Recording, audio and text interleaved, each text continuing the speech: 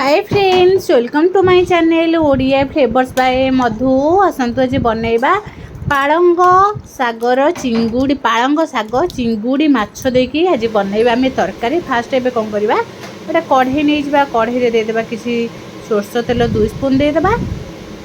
सोरष आगुरी आम चिंगुड़ी की भल भाव बाछिकी धोईकी आम रखी चिंगुड़ी की भाजी रखी सारा पर एबे आम फास्ट कढ़ई गरम करदे कढ़ई 2 स्पून सोरष तेल गोटे स्पून आम पंचफुटण पकईदे पंचफुटण फुटीगला एबे कौन करवा ताधरे पकईदेबा पियाज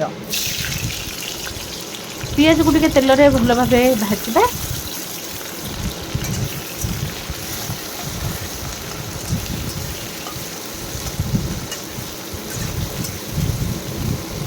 पियाज को टे तेल रे भल भाव भाजी दे सारापर एबे टिके नाली पड़िया पर्यंत पियाज को भाजी नबा। ता भितर आम परिवार आम काटी देइचंती सारू आलू बैगण परिवा काटिक रखी देइचंती। एबे अदा रसुण पेस्ट 2 स्पून पकईदेले अदा रसुण खाली आम बाटी देइचंती तार पेस्ट 2 स्पून पकईदेले पियाज टिके भल भाव भाजी गला परे से आम सारू को भल भाव चोपा छड़ेकी काटिक रखी देइचंती सारू आलू बैगण जेकोसी परिया कखरी भी जदि चाहिए पकई पारे। एबे अदा रसुण पेस्ट पकई सारा पर रेड चिली पाउडर आम 2 स्पून धनिया पाउडर 1 स्पून जीरा पाउडर 1 स्पून पकईकी मसला को भल भाव कषा।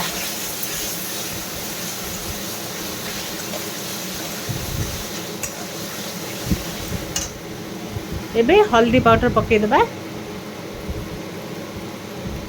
हल्दी पाउडर आम 1.5 स्पून पकईचंती जदि बड़ स्पून ताले 1 स्पून पकईबे जदि छोट स्पून टिके 1.5 स्पून आम पकईचंती।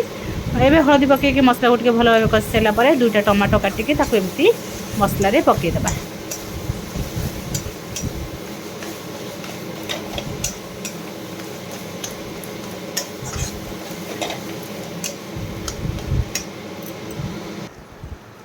एबे आमे काटिक रखिथिबा परिबा को सब पकईदेले सारू आलू बैगण एतिक आमे नैचंती आउ किछि भी नाही आदरे पकईके मसला को सारू आलू बैगण आदरे चाहिए जदि कखारू पकई पारे मु खाली सारू आलू बैगण जदि सिंब थी सिंब भी पकई पारे आम सारू आलू बैगण को भल भाव काटिके कौन करवा मसला सहित भल भाव कषिदेबा कषि दे सारा पर स्वाद अनुसार लुण पकईदेबा लुण पकईके आउ टिके भल भाव गोलई नबा।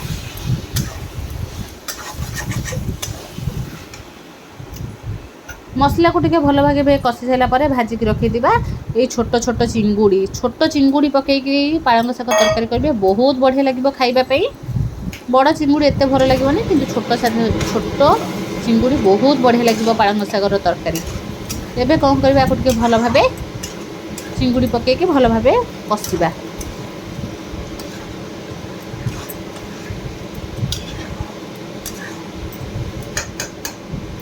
एबे हमें कषि दे सारा पर एमती घोड़े देबा घोड़ेकी 2-3 मिनिट छाड़ीदेबा।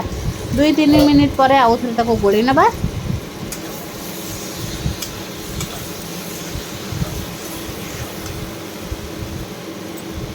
दुई तीन मिनिट पर गोड़े सारा पर एबे हम अध ग्लास पानी देदेबा। पानी देकी परिबा को टिके भल भाव सिझा को छाड़बा कहीं बेसी पानी दबानी आम जेहेतु पालंग शाग पकईबा अल्प टिके पानी देले शाग जिते आम पकईबा बहुत पानी बाहर। एबे आपको टिके घोड़े देबा घोड़े की टिके सिझापी 3-4 मिनिट छाड़ीदेबा। 3-4 मिनिट पर तापर आम देखो परिबा भल भाव सिझी आसलानी कहीं पालंग शाग बहुत शीघ्र सिझी जाए से आम तरकारी पूरा सिझीगला आम काटिकी रखी पालंग शाग को देखो भल भाव काटिकी भल भाव बाछिकी आम रखी पालंग शाग ताको भल भाव धोईदेबा। आगे शाग को आम गोटा धोई देथिले धोईकी तापर आम काटी नबा। एबे देखो शाग को भल भाव धोईकी आम रखी देथिले एबे हमर तरकारी भी बढ़िया से फुटी आसलानी। एबे कौन करबा शाग को तरकारी पकई देबा।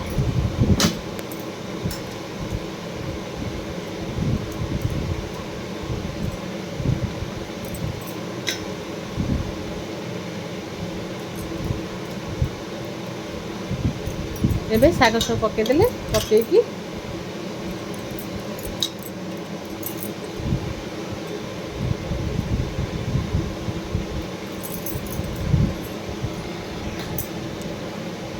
एबे कौन करबा टिके घोड़े देबा घोड़े के 2 मिनिट छाड़ीदेबा। सांगे सांगे आम पालंग शाग सिझीज देखो आस्ते आस्ते शागर पानी बाहर स्टार्ट हो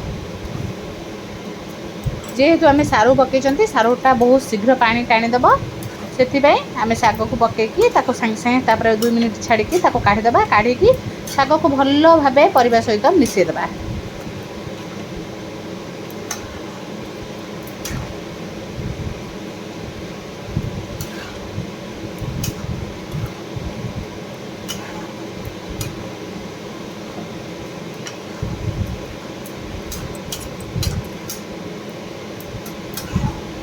एबे आउ टिके घोड़े की फुटवा छाड़ीदे फुटीगला आमर तरकारी पूरा रेडी हो।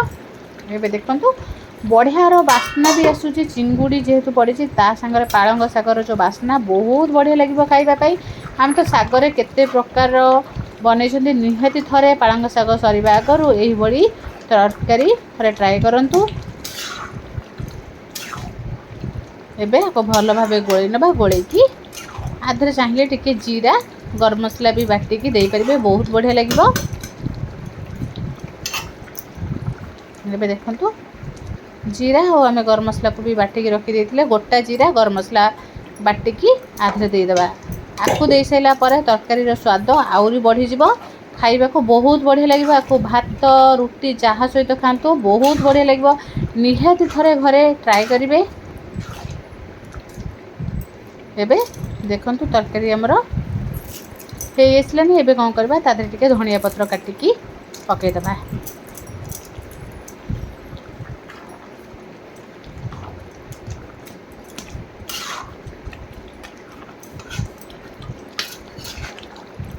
धनिया पत्र पकई सारा परे एबे कौन करबा